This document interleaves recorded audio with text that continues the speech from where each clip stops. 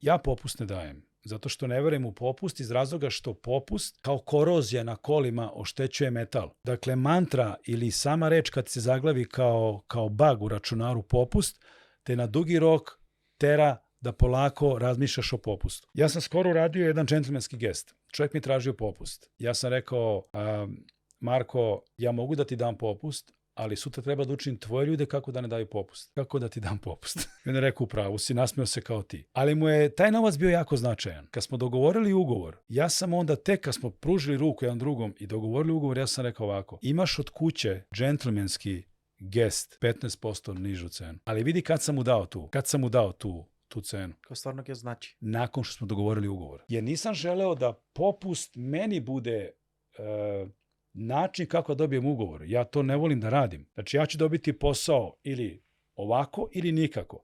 Ali ako vidim da ti je popust zaista bio značajan, taj iznos novca, ja sam mu na kraju to rekao, džentlmenski gest od kuće je cena unižena za x eura.